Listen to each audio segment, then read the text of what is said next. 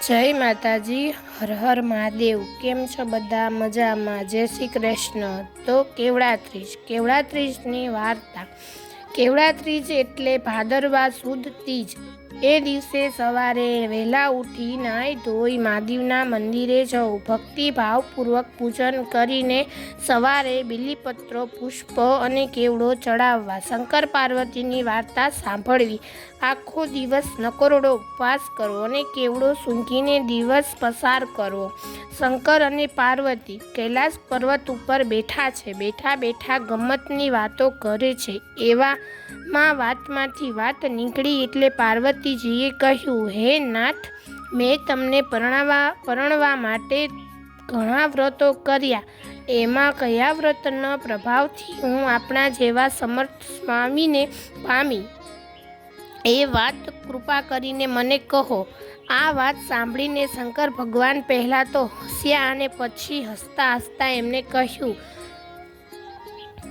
હે દેવી, નાના હતા ત્યારે તમે તમારા પિતાજી હિમાલય અને માતાજી મેનાની ના હોવા છતાં મને પરણવાની હઠ લઈને બેઠા હતા। મને પરણવાને માટે તમે ઘણું કઠોર તપ કર્યું, ઘણા વર્ષો સુધી તમે અન્ન જળનો ત્યાગ કર્યો, 12 વર્ષ સુધી તો તમે ઊંધા મસ્તકને લટકતા રહ્યા, મુસળધાર વરસાદમાં તમે ઉઘાડા આકાશ નીચે ઘણો વખત રહ્યા, ઘણો વખત તો માત્ર પાંદડા ખાઈને વિતાવ્યો, ધોખતો ઉનાળાનો તાપ અને શિયાળાની કડકડતી ઠંડી પણ તમે સહન કરી। આપની વાત સાચી છે નાથ।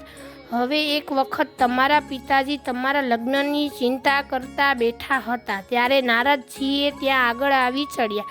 નારદજીએ તમારા લગ્ન વિષ્ણુ ભગવાન સાથે કરવાની વાત તમારા પિતાને કરી, આથી તમને ખૂબ દુઃખ થયું અને તમારી સખી પાસે જઈને તમે ખૂબ રડવા લાગ્યા, બરાબર છે?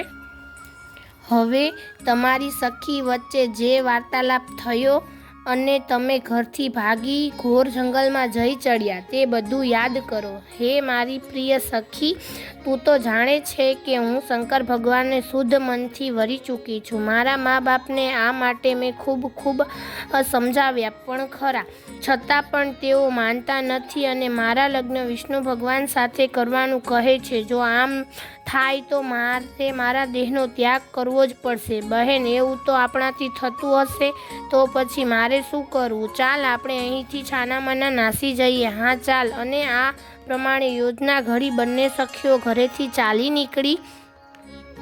ચાલતા ચાલતા બંને એક જંગલમાં આવી ચડ્યા। આ જંગલમાં ક્યાંક ક્યાંક મીઠા પાણીના ઝરણા પણ આવતા હતા અને ફળના ઝાડ પણ આવતા હતા, એટલે તમે જ્યાં ભૂખ લાગે ત્યાં ફળ ખાતા અને જ્યાં તરસ લાગે ત્યાં પાણી પીતા। ચાલતા ચાલતા રસ્તામાં એક ગુફા આવી। આ ગુફામાં જઈને તમે રેતીનું શિવલિંગ બનાવ્યું, શંકર ભગવાનની તમે પૂજા કરી, જાત જાતના જંગલી ફૂલો, બીલીપત્રો અને કેવડો શંકર ભગવાનને ચડાવ્યો।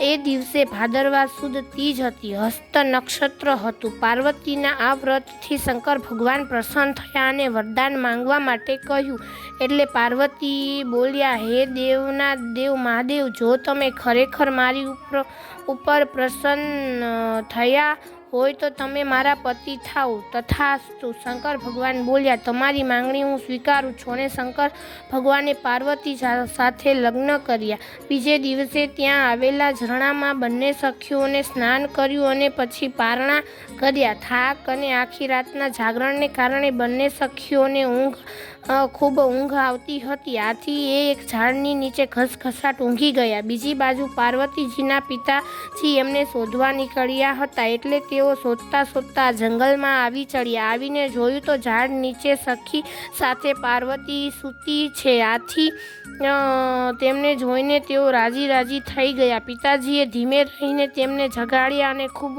વહાલપૂર્વક તેમને પૂછવા માંડ્યું, અરે બેટી, આવા ભયંકર જંગલમાં તમારે બંને જણાએ શા માટે આવવું પડ્યું? ઘરે તમારા બંનેની માતાઓ કેટલોય વિલાપ કરે છે। પાર્વતી કહે, પિતાજી, આ ગુફાની અંદર ગઈકાલે જ શંકર ભગવાનની સાથે મારા લગ્ન થઈ ચૂક્યા છે। જો તેમની સાથેનું મારું લગ્ન માન્ય નહીં રાખો તો હું પ્રાણ ત્યજી દઈશ। અને પાર્વતીજીના વ્રતના પ્રભાવને કારણે પાર્વતીજીના પિતાજી હિમાલયે પાર્વતીજીની આ વાત સ્વીકારી લીધી.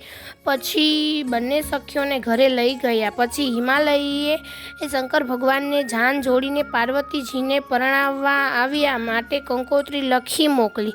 શંકર ભગવાને હિમાલયની આ લગ્ન પત્રિકા સ્વીકારી લીધી અને તેઓ જાન જોડીને વાતે ગાતે પાર્વતી સાથે લગ્ન કરવા માટે આવી ચડ્યા. શંકર અને પાર્વતીના ધામધૂમથી લગ્ન થયા.